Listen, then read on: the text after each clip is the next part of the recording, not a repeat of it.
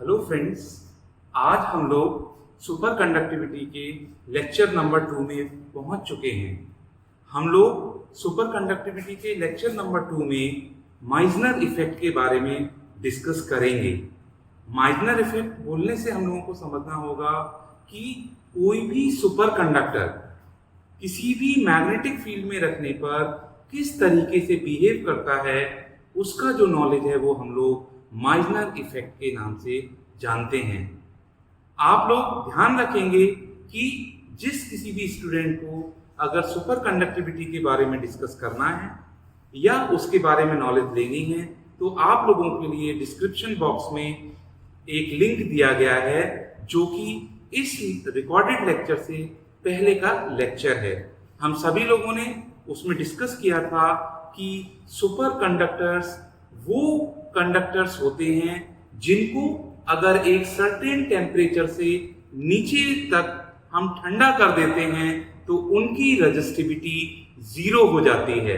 जब resistivity zero हो जाती है बिलो ए सर्टेन टेम्परेचर तो उसकी जो कंडक्टिविटी है वो इनफाइनाइट हो जाती है। हम लोगों ने लास्ट लेक्चर में ये देखा है कि अगर हम लोग यहाँ पर टेम्परेचर को मार्क करें और यहाँ पर रेजिस्टेंस को मार्क करें तो ये देखा गया कि रेजिस्टेंस टेम्परेचर घटने के साथ घटता है और जैसे ही एक पर्टिकुलर टेम्परेचर आता है उस पर रेजिस्टेंस की value immediately goes to zero.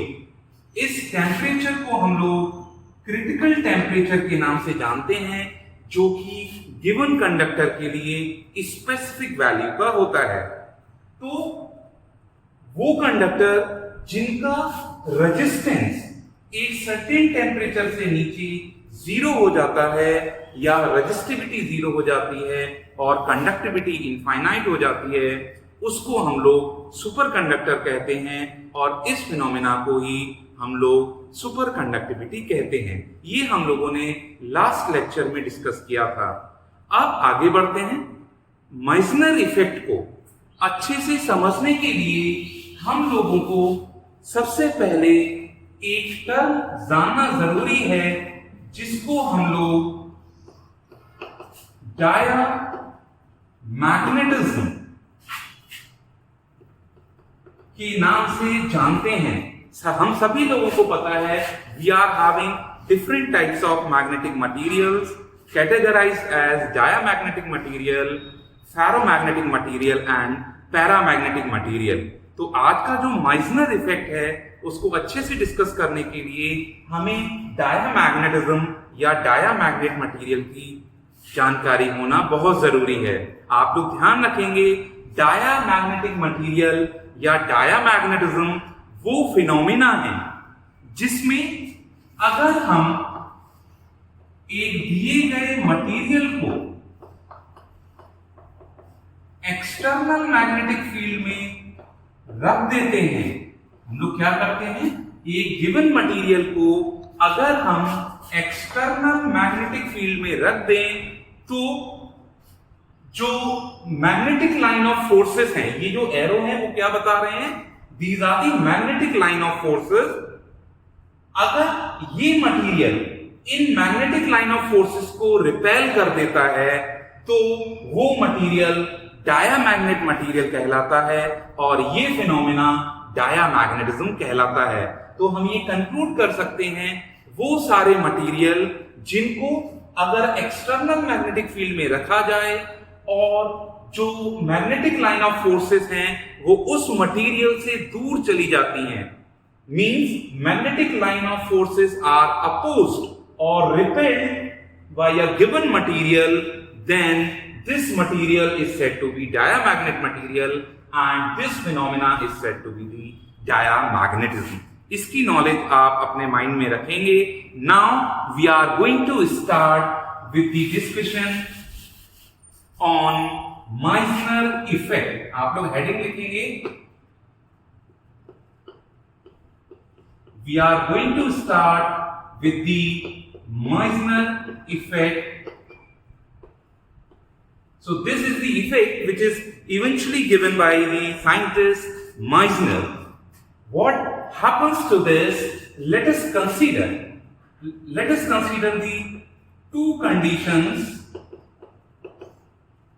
Condition number 1, and we are discussing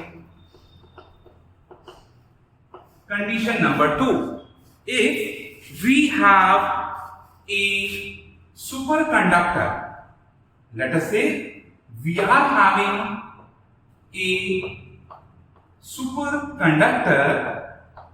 For example, we can say, let us have a mercury.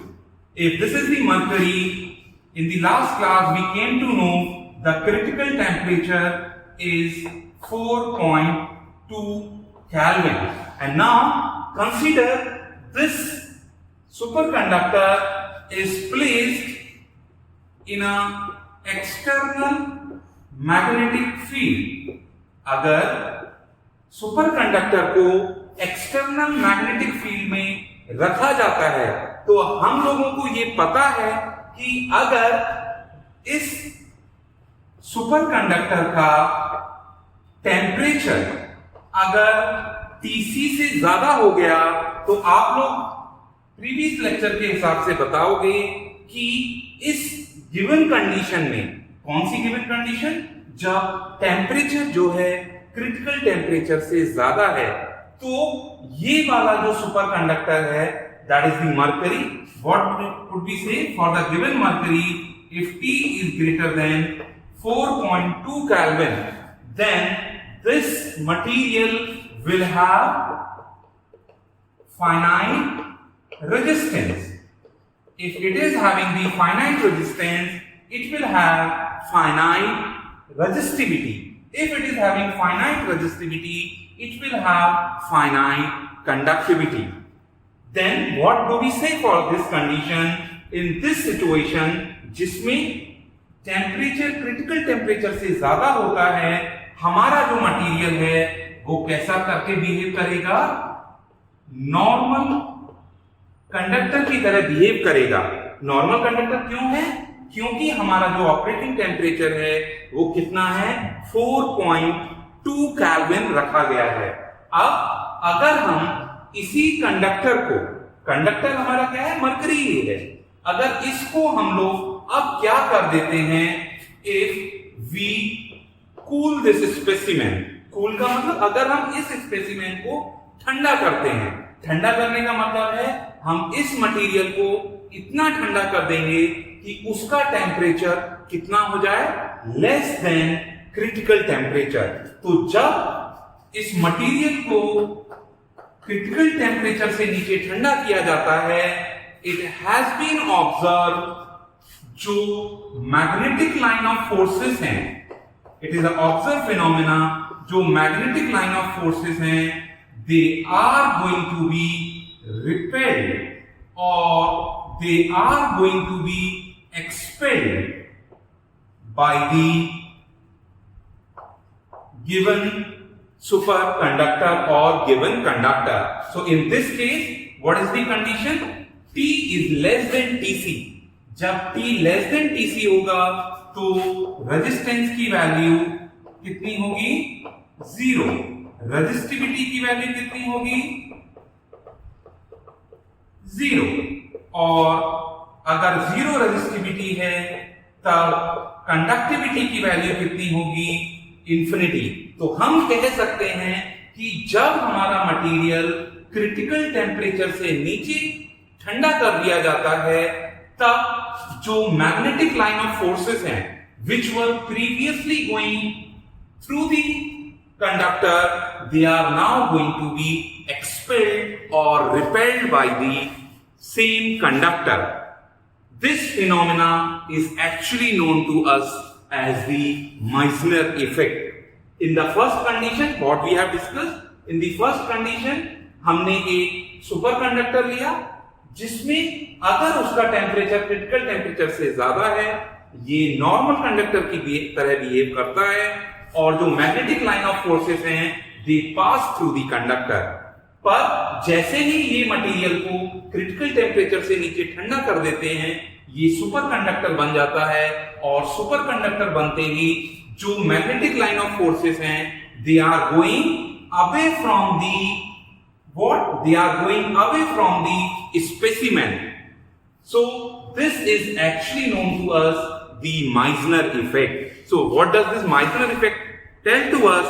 It tells to us that expulsion of the, you may write down on your copies, expulsion of the magnetic line of forces when superconductor is placed in a given external magnetic field, provided the operating temperature must be less than the critical temperature.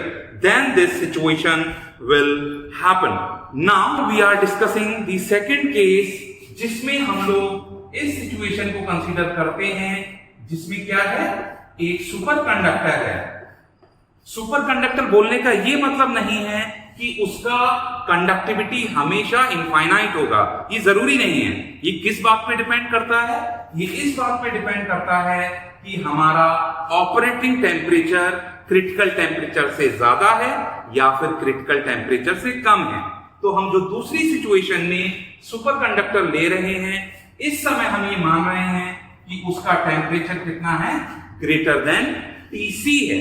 तो जब temperature greater than Tc होगा, हमारा given super conductor कैसा behave करेगा? It will behave like a normal conductor. Reason आपको clear है? इस starting में हम लोगों ने डिस्कस किया था। Now what do we do if we make this material to cool down? मतलब हमने अभी तक पहले केस में क्या था, इनिशियली मैग्नेटिक फील्ड था, पर अभी जो हम डिस्कशन कर रहे हैं उसमें इनिशियली मैग्नेटिक फील्ड नहीं है। अब हम लोग क्या करेंगे, सुपर कंडक्टर का पहले टेम्परेचर ग्रेटर देन Tc था, ये हमारा नॉर्मल कंडक्टर रहा। हमने क्या किया, इसको कूल डाउन किया, और कहां तक कूल डाउन किया, इतना कूल किया कि इसका टेम्परेचर कितना कर दिया हम लोगों ने, लेस देन Tc। अब फिर से वही डिस्कशन आ जाता है, जब हमारा टेम्परेचर लेस देन Tc हो जाएगा तो क्या होगा, आप बोलिए, रेजिस्टेंस की वैल्यू 0 हो जाएगी, रेजिस्टिविटी की वैल्यू 0 हो जाएगी, एंड कंडक्टिविटी की वैल्यू बोलिए कितनी हो जाएगी, इनफाइनाइट हो जाएगी। तो आप लोग अब क्या कहेंगे, जैसे ही हमने इस मटेरियल को कूल डाउन किया क्रिटिकल टेम्परेचर से नीचे, तब हमारा ये मटेरियल कैसा बन चुका है, this material is now become super conductor. अब अंतर केवल इतना ही है, प्रीवियस केस में इनिशियली मैग्नेटिक फील्ड लगाया हुआ था, अब हम लोग इस केस में क्या करेंगे, जो हमारा मटेरियल कूल डाउन होकर क्या बन चुका है, सुपर कंडक्टर बन चुका है। अब हम इस कंडीशन में ही क्या लगा देंगे, एक एक्सटर्नल मैग्नेटिक फील्ड। तो ये ऑब्जर्व किया गया कि जो हमारा मटेरियल है वो फिर से क्या करता है, जो मैग्नेटिक लाइन ऑफ फोर्सेस हैं उनको रिपेल कर देता है। तो आप लोग अब देखिए, दोनों ही कंडीशन में, चाहे प्रीवियस कंडीशन हो चाहे अभी वाली कंडीशन हो, दोनों ही केसेस में हमारा जो सुपर कंडक्टर है वो क्या करता है, वो मैग्नेटिक लाइन ऑफ फोर्सेस को एक्सपेल कर देता है। तो आप लोगों को ये दोनों ही कंडीशन, जिसमें अंतर क्या है, पहले केस में मैग्नेटिक फील्ड इनिशियली लगा हुआ था, और दूसरे केस में हमने मैग्नेटिक फील्ड तब लगाया जब हमने उसको एक सर्टेन टेम्परेचर से नीचे ठंडा कर दिया था। दोनों में अंतर यही है, पर जो चीज कॉमन है दोनों ही केसेस में वो ये है कि magnetic line of forces are going to be repelled by the superconductor on the condition if T is less than Tc। दोनों ही केस में टेम्परेचर कितना होना चाहिए, लेस देन क्रिटिकल टेम्परेचर होना चाहिए। तो अब हम आगे बढ़ते हैं। अब आप लोग एक चीज देखिए, हम सभी लोगों को पता है, we are having the knowledge of the flux density. flux density is actually what? It is the lines of the force which are passing through the unit area. तो इस पर्टिकुलर केस में हमारे पास कौन सी मैग्नेटिक लाइन ऑफ फोर्सेस है?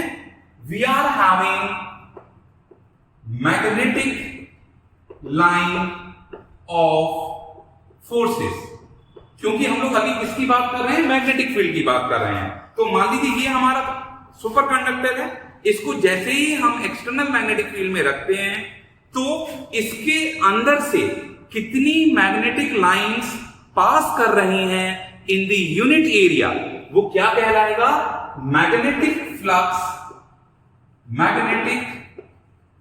Flux density, जिसको हम लोग किससे डिनोट करते हैं? कैपिटल वी से डिनोट करते हैं। ये अभी यूज होगा, तो आप लोगों को ये जानना जरूरी है मैग्नेटिक लाइन ऑफ फोर्सेस क्या होती हैं। Number of lines passing through the unit area is known as the flux density. Because we are talking about the magnetic field, they are said to be magnetic flux density. ये आपको पता होना चाहिए। यहां पर आप ध्यान रखिए, H क्या है? H is the applied magnetic field. That is the, you must be knowing this, it is the external magnetic field. And अब जो हमें तीसरा कंपोनेंट रिक्वायर्ड होगा वो हमें पता होना चाहिए N. N is the produced magnetization. N is known as what? Produced magnetization. मतलब अगर हम इस मटेरियल को जब एक्सटर्नल मैग्नेटिक फील्ड लगाते हैं तो वो कितना मैग्नेटाइज हो जाता है, इसको हम लोग कैपिटल M से जानते हैं। H क्या है? External magnetic field. V क्या है? Magnetic flux density. Now we will be moving ahead and I am just going to rub this. You must be knowing in your mind what is M, what is H and what is B. You must pen down on your copies.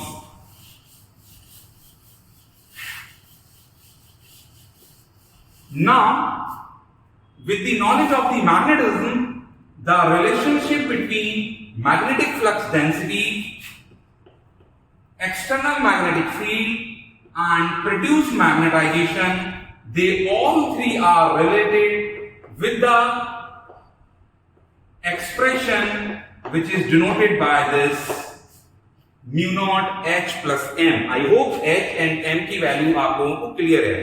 What is this H? What is this M? And what is this B? B is the flux density.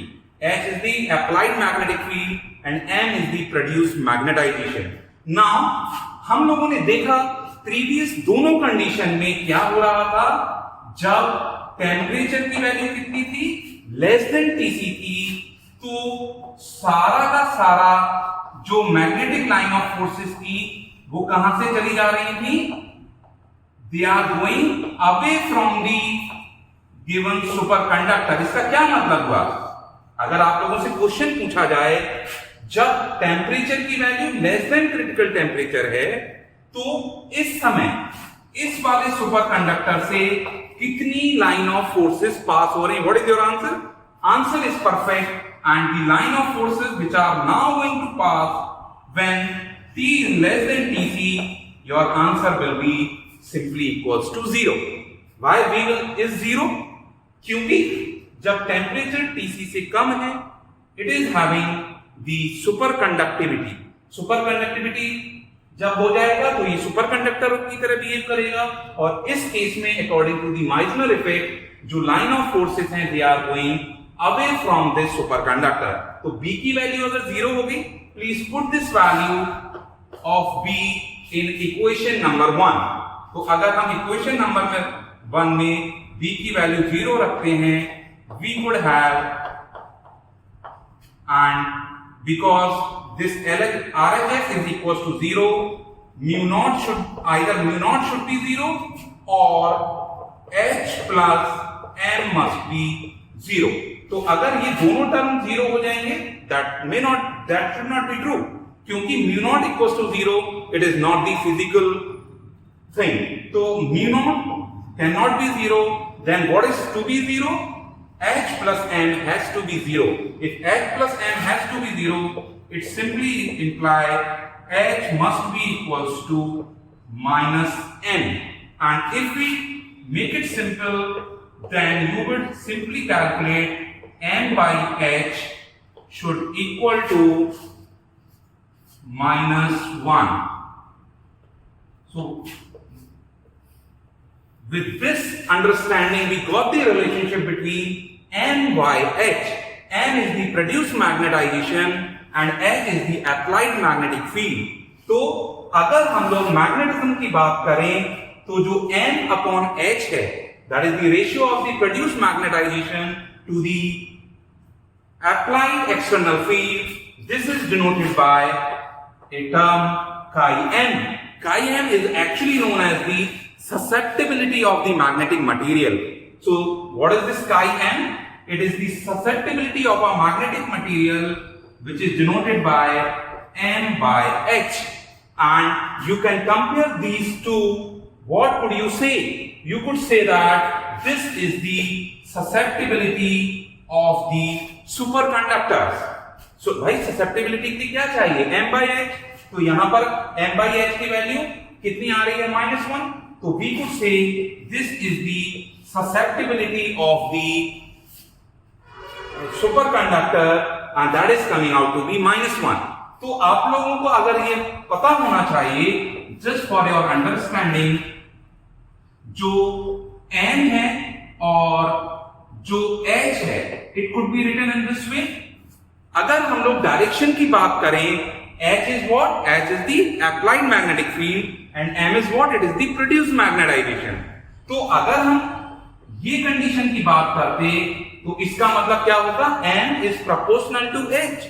True, but the direction of applied field and produced magnetization will be same if M is equals to H. But here what do we get? We get M equals to minus H.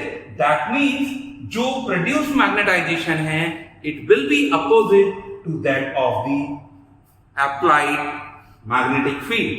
That is why this situation जिसमें क्या आ रहा है, M equals to minus H, this correspond to a special type of magnetic material which are known to us as diamagnetic material. तो हम लोग क्या कह सकते हैं? हमारे जो परफेक्ट कंडक्टर्स हैं या जो हमारे सुपर कंडक्टर्स हैं, they are actually the diamagnet material. Diamagnet material, और हम इसके साथ परफेक्ट डायामैग्नेट मटीरियल क्यों यूज करेंगे? बिकॉज M by H का रेशियो कितना आ रहा है? It is coming out to be exactly 1. And why we are saying it is diamagnet? Because of this minus sign. Okay, so in this way we could say that our given superconductors, जो हमारे superconductors हैं, they must be named as perfect diamagnets. तो आज के लिए इतना ही रखते हैं. आज की क्लास को हम लोग कंक्लूड कर लेते हैं. हम लोगों ने क्या डिस्कस किया? हम लोगों ने माइजनर इफेक्ट के बारे में डिस्कस किया, जिसमें ये बताया गया था कि अगर किसी सुपरकंडक्टर को एक सर्टेन टेम्परेचर से नीचे तक ठंडा कर दिया जाता है, तब उसका रेजिस्टेंस कितना होता है? 0. Resistivity 0, conductivity goes to infinity. In this way अगर क्रिटिकल टेम्परेचर से नीचे किसी भी मटेरियल को ठंडा किया जाएगा तो वो क्या बन जाएगा? सुपरकंडक्टर बन जाएगा. और इस कंडीशन में अगर एक्सटर्नल मैग्नेटिक फील्ड को लगाते हैं अक्रॉस दिस और अलोंग दिस सुपरकंडक्टर, तो हमारी जो मैग्नेटिक लाइन ऑफ फोर्सेस हैं, they will be going away from the given superconductor. That is the Meissner effect. And we have also discussed कि हमारे जो सुपरकंडक्टर्स हैं, they are the perfect diamagnet material. Why they are perfect diamagnet material? Because if we calculate all this, we got the susceptibility that is coming out to be -1. That is why we said our superconductors are perfect diamagnetic material. Thank you all of you. That is all for today. Have a nice day.